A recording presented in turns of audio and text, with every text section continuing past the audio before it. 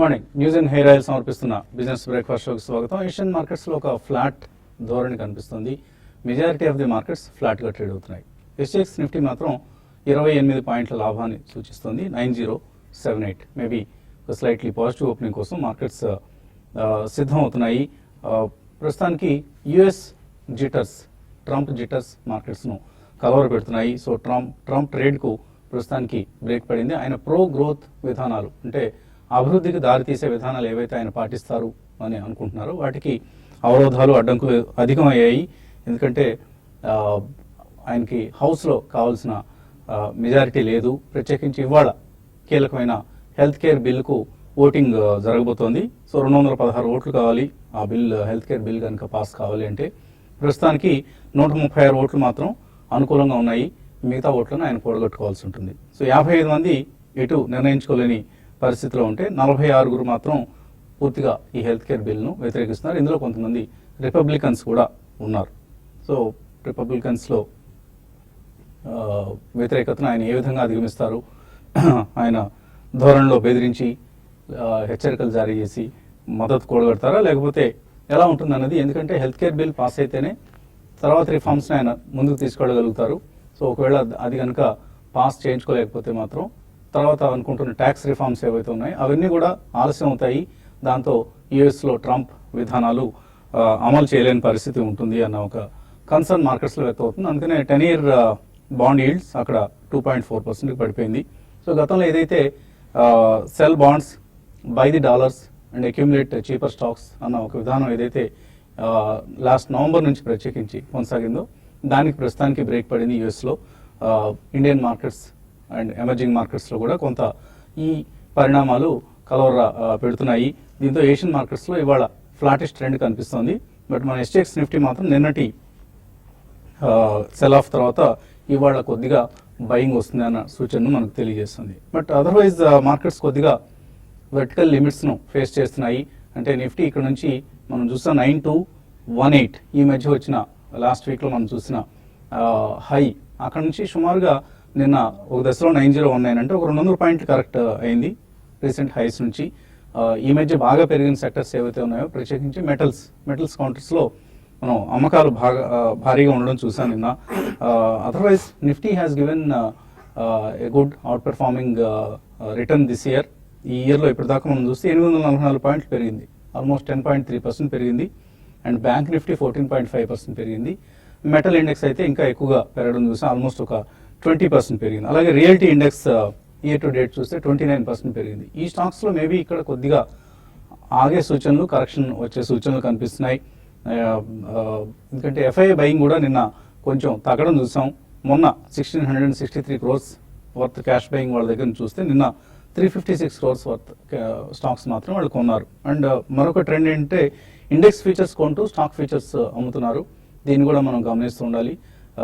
వాళ్ళ పొజిషన్స్ను హెడ్ చేసుకోవటం అనేది గమనించాల్సిన అంశం. అదర్వైజ్ నిన్నటి మార్కెట్లో మనం మిడ్ క్యాప్స్లో కొంత సెల్లింగ్ చూసాం. మేబీ మిడ్ క్యాప్స్లో సెల్లింగ్ మరింత పెరిగే అవకాశాలు కూడా కనిపిస్తున్నాయి. ఎందుకంటే ఈ మధ్య బాగా పెరిగిన మిడ్ క్యాప్స్ ఏవైతే ఉన్నాయో వాటిలో కొంత సెల్లింగ్ రావచ్చు. అలాగే రియాలిటీ స్టాక్స్ బాగా భారీగా పెరిగాయి లాస్ట్ 3 monthsలో కూడా. యూనిటెక్ లాంటి స్టాక్స్ 40% పెరిగాయి. Prestige estates, IB real estate, Godrej properties, DLF ఇవన్నీ 30% వరకు కూడా పెరిగిన వైన్ చూసాం. వాటిలో కొంత ఇక్కడ మేబీ ప్రైస్ కరెక్షన్ అనేది మనం చూడొచ్చు. అండ్ బ్యాంక్స్, ప్రైవేట్ బ్యాంక్స్లో నేను సెల్లింగ్ చూసాం. ఐసిఐసిఐ బ్యాంక్లో 500 crores worth delivery based selling నేను చూసాం. So it's a huge selling. కాబట్టి మనం గత కొద్ది కాలంగా అనుకుంటున్నట్లుగా హడావుడేం లేదు, క్వాలిటీ స్టాక్స్ మాత్రమే కొనండి. అండ్ అది కూడా డిప్స్ లైక్ 5 to 10% కరెక్ట్ అయినప్పుడు ఒక స్టాక్ కొనే ప్రయత్నం చేయండి. అదర్వైజ్ చేజింగ్ ది మూమెంటం లాంటి పనులు మాత్రం చేయదు. అది both sides, either short side or long side traders ఏదైనా తగ్గుతుంది కదా అని హడావుడిగా విపరీతంగా సెల్లింగ్ చేస్తే కూడా, ఎందుకంటే నిన్న కూడా మనం చూసాం ఒక గ్యాప్ డౌన్ సెల్లింగ్ చూసాం, తర్వాత మళ్ళీ రికవర్ అయింది, తర్వాత మళ్ళీ సెల్లింగ్ వచ్చింది and end of the day slow దగ్గర క్లోజ్ అయింది. సో ట్రెండ్ రివర్స్ అయింది అని మనం అనుకోకూడదు. ఇప్పుడే ఇంకా టైం ఉంది. మేబీ నిన్నటి లో ఏదైతే ఉందో 9019 దాన్ని కనుక బ్రేక్ చేస్తే కొంత డౌన్ సైడ్ ఉండొచ్చు. బట్ దాన్ని సస్టైన్ చేయగలిగితే మాత్రం షార్ట్ కవరింగ్ వస్తుంది. So be careful, don't go aggressively on either side. And otherwise stock specific news విషయానికి వస్తే హిందుస్థాన్ జింక్ ఒక మెగా డివిడెండ్ ఇవ్వడం మనం చూస్తున్నాం. ఆల్మోస్ట్ ఒక 13,000 crores వర్త్ డివిడెండ్ అనౌన్స్ చేసింది. పోస్ట్ ట్యాక్స్ చూస్తే 11,605 crores డివిడెండ్ని షేర్ హోల్డర్స్కి పంచిపెట్టబోతుంది. అఫ్కోర్స్ దీనిలో మేజర్ బెనిఫిషరీస్ అటు ప్రభుత్వం, రెండోది ప్రమోటర్ గ్రూప్ ఏదైతే ఉందో వేదాంత. సో వేదాంతకి ఆల్మోస్ట్ ఒక 66% స్టేక్ ఉంది అండ్ గవర్నమెంట్ ఆఫ్ ఇండియాకి 25-26% స్టేక్ ఉంది. మిగతాది మాత్రమే ఇన్స్టిట్యూషనల్ ఇన్వెస్టర్స్, రిటైల్ ఇన్వెస్టర్స్ దగ్గర ఉంది. సో ₹27.50 స్పెషల్ ఇంటరిమ్ డివిడెండ్ను ప్రకటించింది. మేబీ ఇది ప్రభుత్వ ఒత్తిడి మేరకు జరిగి ఉండొచ్చు, ఎందుకంటే దీనివల్ల ప్రభుత్వానికి భారీగా డివిడెండ్ రాబోతోంది. మేబీ రాబోయే రోజుల్లో ఇతర కంపెనీలు like oil marketing companies like IOC, BPCL, HPCL వీళ్ళు కూడా ఇంటరిమ్ డివిడెండ్స్ ఇస్తారు. ఈ డివిడెండ్ ఆదాయం రూపంలో ప్రభుత్వం తన ఫిస్కల్ డెఫిసిట్ని తగ్గించుకునే ప్రయత్నం చేస్తుంది. మేబీ నెక్స్ట్ ఇయర్ హిందుస్థాన్ జింక్లో స్టేక్ సేల్ కూడా ఉండొచ్చు, ఎందుకంటే ఇక డివిడెండ్ స్ట్రిప్పింగ్ అయిపోయింది, క్యాష్ రిజర్వ్స్ని చాలా వరకు హరించి వేస్తున్నారు. కాబట్టి maybe next year stake sale కూడా జరిగే అవకాశం ఉంది. కాబట్టి Hindustan Zinc is going to be one stock to watch. But retail investors మాత్రం don't buy it for dividend, ఎందుకంటే ఆల్రెడీ దీన్ని మార్కెట్స్ డిస్కౌంట్ చేసేసాయి. కాకపోతే ₹20-22 డివిడెండ్ ఉంటుంది అనుకున్నారు, ఇప్పుడు అది ₹27 అయింది. సో ఇలా స్టాక్ స్పెసిఫిక్ యాక్షన్ కొనసాగుతుంది. Keep watch on these kind of stocks and PSU stocks. Markets పరిస్థితి గురించి మాట్లాడేందుకు మనతో అనలిస్ట్ సిద్ధంగా ఉన్నారు. సో ఒక బ్రేక్ పడింది, నిన్నే అనుకున్నాం, నేను మార్నింగ్ మనం it's going to be bad day for the markets అని, అలాగే జరిగింది. అండ్ ఇవాళ కూడా కొంత కరెక్షన్ కొనసాగుతుంది అనుకుంటున్నారు, లేకపోతే మళ్ళీ లోవర్ లెవెల్స్ దగ్గర బయింగ్ వస్తుంది అనుకుంటున్నారు? No, I don't think so అండి. బయింగ్ అంటే మేజర్ బయింగ్ అయితే అంతగా వచ్చే అవకాశం కనిపించలేదు. డెఫినెట్లీ ఈ కరెక్షన్ అనేది ఇంకొద్ది కాలం కొనసాగచ్చు.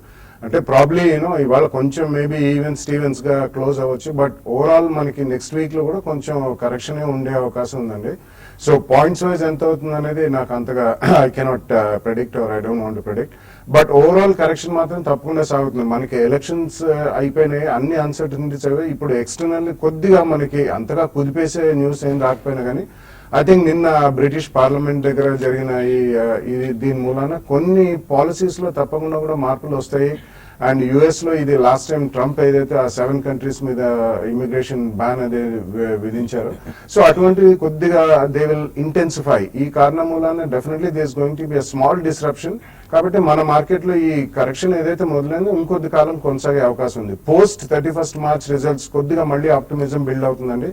ఇన్ కేస్ డిసెంబర్ కంటే కొద్దిగా రిజల్ట్స్ బాగుంటే మాత్రం డెఫినెట్లీ మార్కెట్ చాలా స్ట్రాంగ్ ట్రెజెక్టరీ మీదే ఉంటుంది. ఆఫ్టర్ దాట్ మళ్ళీ జూన్ క్వార్టర్ రిజల్ట్స్ అయిన తర్వాత జిఎస్టీ ఇంప్లిమెంటేషన్.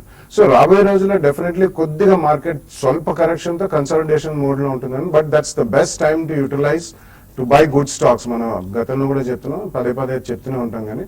సో రాబోయే maybe 4 to 6 weeks or so, probably in 6 to 8 weeks time, it's one of the greatest time to acquire good stocks. మీరు ఇందాక mention చేసినట్టు కొన్ని real estate stocks, even penny stocks like Unitech అవన్నీ కూడా 30-40% పెరిగాయి. But అటువంటివి కాకుండా ఈవెన్ క్వాలిటీ స్టాక్స్ మనకి రియల్ ఎస్టేట్ లో కూడా చాలా ఉన్నాయి, like Sobha Developers, Godrej Properties, Sunteck Realty, ఇటువంటి మంచి స్టాక్స్ ఉన్నాయి. అటువంటివి కూడా ఎవ్రీ డిప్ లో కొద్దిగా కొనుక్కోవచ్చండి. సో ఆల్ ఇన్ ఆల్ మనకి ఈ మార్చ్ క్వార్టర్ రిజల్ట్స్ అయిన తర్వాత మార్కెట్ ట్రెజెక్టరీ మాత్రం పాజిటివ్ గానే ఉంది. ఈ కరెక్షన్ యూటిలైజ్ చేసుకుని తప్పకుండా I think we should buy stocks. ఎందుకంటే rupee stability is one of the greatest things among all the emerging markets అండి. So most of the rating agencies కూడా they may take a different call post 31st March results అనే చెప్పొచ్చు. So be ready, buy some good stocks at the first price points over the next 4 to 6 weeks. So ఎటువంటి trading ideas నడుస్తున్నారు? Markets పరంగా చెప్పాలంటే నిన్నటి down trend తర్వాత మళ్ళీ ఈ రోజు ఒక గ్యాప్ అప్ ఓపెనింగ్. అయితే మార్కెట్స్ ఎంతవరకు హయ్యర్ లెవెల్స్ లో సస్టైన్ అవుతాయి అనేది మనం ఎగ్జాక్ట్ గా చెప్పడం కష్టం. అయితే స్టాక్ స్పెసిఫిక్ యాక్షన్ అనేది ఎక్కువగా మార్కెట్ లో ఉండవచ్చు. ఆ నిఫ్టీ పరంగా కూడా పెద్దగా అంటే 9050, 9060 దగ్గర నిఫ్టీకి రెసిస్టెన్స్ ఫేస్ చేయొచ్చు. అదేవిధంగా డౌన్ సైడ్ చూసుకుంటే 9020 ఒకటి ఇంటర్డే సపోర్ట్, తర్వాత షార్ట్ టర్మ్ కి సపోర్ట్ మాత్రం 8980 అండ్ 8960. ఇక్కడ నుంచి చాలా సార్లు మార్కెట్ ఆ లెవెల్కి వచ్చి మనకి కిందకి రావడం చూసాం ఒక టైంలో. దాన్ని బ్రేక్ అయ్యి 9200 వైపు గ్యాప్ అప్ లో వెళ్ళింది. కాబట్టి నెక్స్ట్ సపోర్ట్ అయితే మనకి ఇంతకుముందు అనుకున్నట్టుగా 8980 ఉంటుంది. అది బ్రేక్ కానంత వరకు మార్కెట్స్ బై అండ్ డిప్స్ అని చెప్తాను. ఈ రోజు మాత్రం కొంచెం స్టాక్ స్పెసిఫిక్ యాక్షన్ అనుకున్నట్టుగా ఆర్ఈసీ లాంటి స్టాక్స్ బై చేసుకోమంటాను. తర్వాత పిఎస్యూ స్టాక్స్ లో కొంత యాక్టివిటీ అనేది ఉంటుంది. బయింగ్ వెళ్లాల్సిన వాళ్ళు పిఎస్యూ స్టాక్స్ కొంచెం సెంటిమెంట్ అనేది పాజిటివ్ గా ఉండొచ్చు, వాటిలో వెళ్ళమంటాను. అండ్ బ్యాంకింగ్ లో కూడా ప్రైవేట్ బ్యాంక్స్ కన్నా పిఎస్యూ బ్యాంక్స్ ఈరోజు కొంచెం పెరగడానికి అవకాశం ఉంది. కాబట్టి ఇంట్రాడేకి తక్కువ ప్రాఫిట్స్కి ఎగ్జిట్ అయిపోయితే లాంగ్ పొజిషన్ తీసుకోవచ్చు. తర్వాత బ్యాంక్ నిఫ్టీ విషయానికి వస్తే నేను చూసాం మనం చాలా హై నుంచి కరెక్ట్ అయింది. లాస్ట్ ఫ్యూ డేస్గా బ్యాంక్ నిఫ్టీ కొంత వీక్ ఉంది. ప్రైవేట్ బ్యాంక్స్ దీనికి ప్రధాన కారణం అని చెప్పొచ్చు. బ్యాంక్ నిఫ్టీ ఈరోజు మనకి వీక్లీ బేసిస్లో ఉంది కాబట్టి 20,800 కానీ కట్ అయిందంటే ఇంకా 150 పాయింట్స్ క్లోజర్గా 20,600 వరకు కూడా రావచ్చు. అయితే ఈరోజు గ్యాప్ అప్లో బ్యాంక్ నిఫ్టీని హయ్యర్ లెవెల్స్లో సెల్ చేయమని చెప్తాను. ఒక 20,950, 960 ఆ లెవెల్కి వచ్చినప్పుడు 21,000 అంటే 21,000 దగ్గర స్టాప్ లాస్ పెట్టుకొని సెల్ చేయమంటాను. తక్కువ ప్రాఫిట్కి బ్యాంక్ నిఫ్టీలో ఎగ్జిట్ కమ్మంటాను. తర్వాత ఇన్ఫోసిస్ ఒకటి ఈరోజు సెల్లింగ్కి అనుకూలంగా ఉండవచ్చు. 1,030 బిలో కంటిన్యూగా ట్రేడ్ అయితే దాన్ని కూడా సెల్ చేయమంటాను. 1,020, 1,016 ఆ లెవెల్స్ని ఇన్ఫోసిస్ టెస్ట్ చేసే అవకాశం ఉంది. తర్వాత ఐఆర్బి ఇన్ఫ్రా ఒకటి ఈరోజు ఇంట్రాడే కోసము బై చేయమంటాను. 230 పైన సస్టైన్ కాగలిగితే 228 దగ్గర స్టాప్ లాస్ పెట్టుకొని 235, 236 లెవెల్స్ని టెస్ట్ చేయొచ్చు. తర్వాత జిఎస్సి షార్ట్ టర్మ్కి అంటే పొజిషనల్ పరంగా డెలివరీ బేస్డ్ బయింగ్ చేసుకునే వాళ్ళు జిఎస్సి హౌసింగ్ ఫైనాన్స్ వచ్చే కొద్ది రోజుల్లో బాగా పెరిగే అవకాశాలు కనపడుతున్నాయి. కాబట్టి కరెంట్ లెవెల్స్ నుంచి ఎవరి డిప్లో కూడా జిఎస్సి హౌసింగ్ ఫైనాన్స్ని 360 to 380 టార్గెట్గా బై చేసుకోమని చెప్తాను. ఓకే అండి, ఇక ఇన్వెస్టర్స్ నుంచి కాల్స్ మెయిల్స్ తీసుకోబోయే ముందు కాసేపు ప్రకటన.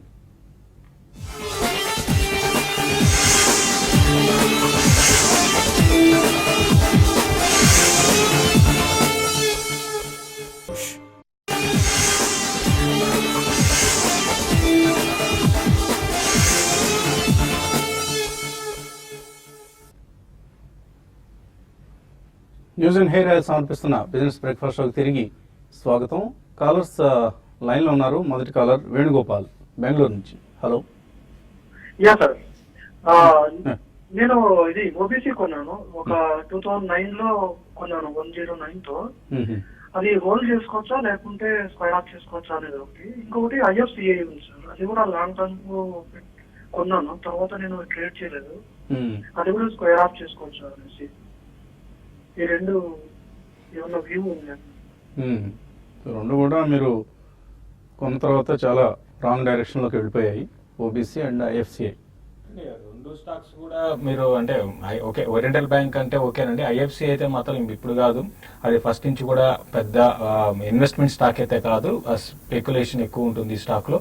ఫండమెంటల్స్ కూడా అంత ఏమీ ఎంకరేజింగ్ గా లేవండి. కాబట్టి ఐఎఫ్సిఐలో మీరు ర్యాలీస్లో ఎగ్జిట్ కమ్మని చెప్తాను.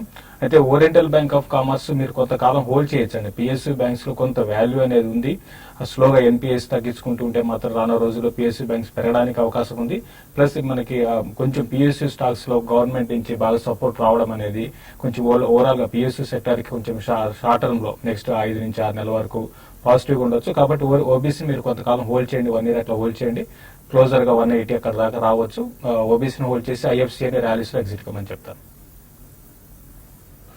తర్వాత బెంగళూరు నుంచి Madhu. Hello. Hello sir. Sir నాకు క్వశ్చన్ బాలాగారికి. నాకు 3 స్టాక్స్ లో హోల్డింగ్స్ ఉన్నాయి. Morepen lab, Everest industries, Visakha industries. Long term కనుక్కున్నాను. మోర్పెన్ ల్యాబ్ కొంచెం లాసెస్ లో ఉన్నాను. ఇది తీసేయమంటారా ఇంకా మిగతా స్టాక్స్ ఉంచమంటారా? అది సజెస్ట్ చేస్తారు. Yeah, I think Morpon lo profit lo unte definitely I think you should book profits there andi, endukante they are not actually a pharmaceutical company, but they make a lot of invasive and non-invasive gadgets for healthcare industry. So అందులో there is an intense competition from even the Chinese andi, so ఆ కారణం వలన profit లో ఉన్నా అంటున్నారు కాబట్టి అందులోంచి book చేయండి.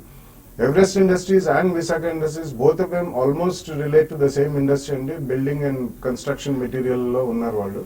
And ఇద్దరు కూడా రూఫింగ్ సిస్టమ్స్ చేస్తారు, but Everest is diversified into other building and material, construction material. So Visakha industries కి apart from roofing sheets, they also have one spinning unit అండి, అండ్ మల్టీఫైబర్ స్పిన్నింగ్ యూనిట్ ఉంది. I think both of them are reasonably good companies, but ఎక్కడైనా మీకు profit వస్తే మాత్రం రెండు ఒకటే సెక్టర్లు ఉన్నాయి కాబట్టి తప్పకుండా కొద్దిగా ప్రాఫిట్స్ బుక్ చేయండి. Give the benefit of doubt over the next 2 years. I think both of them should do well, and next 2 quarters definitely వీటికి బిజినెస్ పరంగా చాలా స్ట్రాంగ్ బిజినెస్ గ్రోత్ ఉంటుందని, ఎందుకంటే మనకి సమ్మర్ ఆల్మోస్ట్ మనకి జూన్ ఎండింగ్ దాకా construction activity బాగానే ఉంటుంది కాబట్టి. సో ఎక్కడైనా మీకు స్ట్రాంగ్ ప్రాఫిట్స్ వస్తే మాత్రం రెండిట్లో you should book at least 50% profits. Hyderabad నుంచి అజయ్ లైన్ లో ఉన్నారు. హలో. హలో. అడగండి అజయ్. సార్ నమస్తే సార్. నమస్తే, అడగండి. సార్ మీ షో చాలా బాగుంటుంది సార్. థ్యాంక్ యూ అండి. సార్ ఏం లేదు సార్, ఇది ఈ మధ్య రాకెట్ ఉంటుంది వాళ్ళది మదానా రీటైల్ 45 లో ప్రైస్ కొన్నానని చూసాను సార్ నేను మన నెట్ లో. అయితే ఇప్పుడు 23 ఆ రేట్ లో ఉంది సార్. ఇప్పుడు నేను బై చేయొచ్చా ఒక లాంగ్ టర్మ్ కోసం sir? Mandhana retail ventures. So Mandhana retail అయితే ప్రస్తుతం 220లో ఉందండి. మీరు మంథనా ఇండస్ట్రీస్ గురించి అడుగుతున్నారా? సో మంథనా ఇండస్ట్రీస్ అయితే 23 రూపాయలు ఉంది మీరు అన్నట్లుగానే.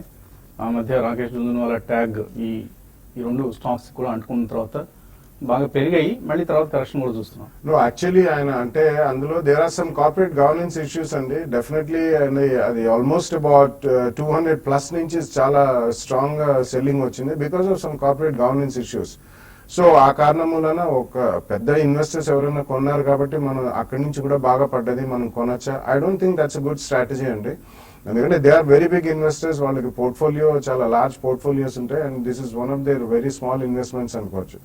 సో అన్లెస్ ఆ కార్పొరేట్ ఇష్యూస్ అన్ని తొలగిపోతే, గవర్నెన్స్ ఇష్యూస్ అన్ని తొలగిపోయి మనకి క్లీన్ చీట్ వస్తుంది కానీ I don't think you should get in to that అండి. గతంలో ఇటువంటి చాలా దాఖలాలు ఉన్నాయి మెనీ కంపెనీస్. సో ఆ కారణం వల్ల you should get in to others like maybe అన్ అరవింద్, రేమండ్స్, ఇవన్నీ కూడా బ్రాండెడ్ రీటైల్ గార్మెంట్స్ లో చాలా స్ట్రాంగ్ పనితీరు కనిపించే అవకాశం రాబోయే 2-3 years లో ఉంది. కాబట్టి go with the stronger ones and smaller ones కూడా చాలా ఉన్నాయండి. Probably denim manufactures like Nitin Spinners or Nandan Denim, ఇటువంటివన్నీ కూడా ఉన్నాయి. So go with the stronger ones. Corporate governance issues ఎక్కడ ఉన్నా కానీ no matter how good the company is, I think you should avoid it. తర్వాత కాలర్ గుంటూరు నుంచి వెంకటరెడ్డి. హలో వెంకటరెడ్డి, అడగండి. Sir IDFC bank SIP mode invest చేస్తున్నాం అండి. అది ప్రతి వీక్ 2 years నుంచి చేస్తున్నాం. అది గురించి చెప్తారండి. IDFC bank. ఐడిఎఫ్సి బ్యాంక్ బాగా. Okay okay.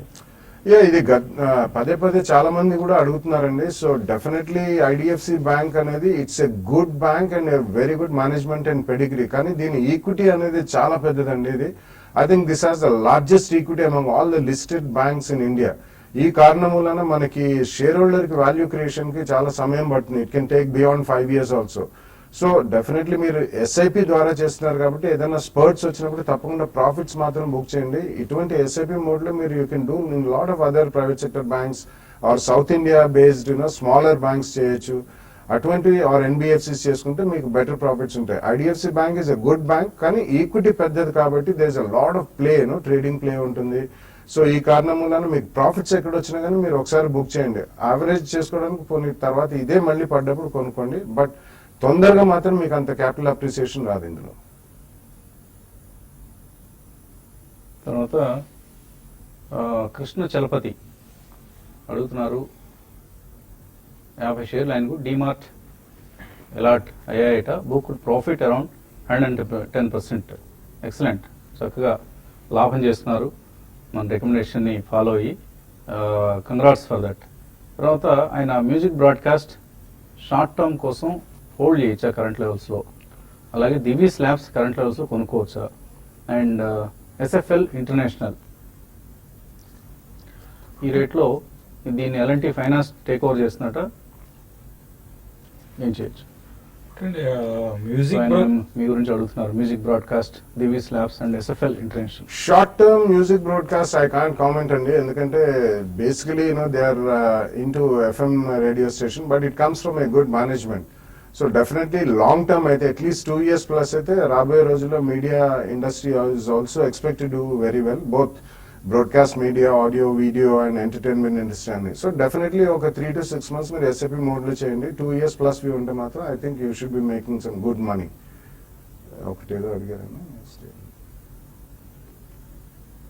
ఆయన అడిగిన స్టాక్ దివీస్ ల్యాబ్స్ కరెంట్ లెవెల్స్లో తీసుకోవచ్చు. ఐ డోంట్ థింక్ సో అండి. First caveat I own Divi labs అండి, బట్ దివీ ల్యాబ్స్ మనకి కాంట్రవర్సరీ తొలగేదాకా కూడా ట్రేడింగ్ బౌన్స్ డెఫినెట్లీ కావచ్చండి. ఎందుకంటే మనం చెప్తే ఇప్పుడు కొనొద్దు అని చెప్తే there can be a trading bounce, but if you're a trader problem మీరు స్ట్రిక్ట్ గా స్టాప్ లాస్ లెవెల్స్ ఫాలో అయ్యి యూ కెన్ టేక్ ఇట్ అండి. బట్ ప్యూర్ ప్లే మీకు ఇన్వెస్ట్మెంట్ చేయాలంటే మాత్రం డెఫినెట్లీ ఇటువంటి ఎప్పుడైనా ఇంపోర్ట్ అలర్ట్స్ వస్తే ఆ టైం చాలా ఎక్కువ పడుతుందండి ఇవన్నీ సవరించుకోవడానికి. బట్ ఇందులో ఏంటంటే గతంలో వేరే వాటికి ఇచ్చిన దానిలాగా కాకుండా వీళ్ళకి ఇంపోర్ట్ అలర్ట్ అనేది almost they excluded 10 products because అవి చాలా అక్యూట్ షార్టేజ్ వస్తాయి. The very critical drugs in USA. ఆ ఏపీఐస్ సంబంధించి కొద్దిగా బ్యాచ్ వైజ్ క్లియరెన్సెస్ ఇస్తారు కాబట్టి there can be a bounce, but it's better to follow some stop losses and buy for trading right now. Investment కి మాత్రం ఒకసారి అది మళ్ళీ రీవిజిట్ చేసి వాళ్ళు క్లీన్ చిట్ ఇచ్చిన తర్వాతనే చేయడం బెటర్. కోనేటి రంగనాథ్ అడుగుతున్నారు జై భారత్ లాంగ్ టర్మ్ కోసం కొనుక్కోవచ్చా అని. సో దానికంటే తర్వాత మరొక ప్రశ్న అడిగారు, నన్ను పర్సనల్గా అడుగుతున్నారట, how much have you invested in shares? Just friendly asking because you're inspiring investors, don't misunderstand. ఇందులో మిస్అండర్స్టాండ్ చేసుకోవడానికి ఏముందండి? మీ ప్రశ్న ఏంటంటే ఏమైనా రోజు పొద్దున్నే వచ్చి కూర్చొని మమ్మల్ని అందరినీ షేర్ కొనుక్కో అని పదే పదే ఊకదంపుడు ఉపన్యాసాలు ఇస్తున్నావు, నువ్వేమైనా పెట్టావా లేదా డబ్బులని? అంతే కదా. నేను నాకున్న చిన్నపాటి 100 రూపాయలు సేవింగ్స్ ఉన్నా కూడా దాన్ని మార్కెట్లో మాత్రం ఇన్వెస్ట్ చేస్తుంటాను. So I'm a believer in the stock markets for the last 25 years. ఎప్పుడు మార్కెట్స్ని విడిచిపెట్టి వెళ్ళలేదు. ఇందాక అన్నట్లుగా ఏమాత్రం రూపాయి మిగిలినా కూడా దాన్ని తీసుకెళ్ళి ఏ స్టాక్ కొందామన్న ఆలోచన మాత్రమే చేస్తాను, ఇంకెక్కడ చేయను నేను. రియల్ ఎస్టేట్ అంటే నా దగ్గర ఏదో పెద్ద లక్షల కోట్లు ఉన్నాయని కాదు, but still what ever little bit of amount that I have I try to invest it in the stock markets. I'm a strong believer. అందుకే పదే పదే మీకు చెప్తూ ఉంటాను, because I got benefited from the stock markets, you should also get benefited అనే ఉద్దేశంతో. So keep investing in the markets, don't leave the markets. ప్రతి డౌన్ఫాల్లో stocks కొంటూ ఉండండి, మీ కుటుంబం కోసం వెల్త్ క్రియేట్ చేయండి.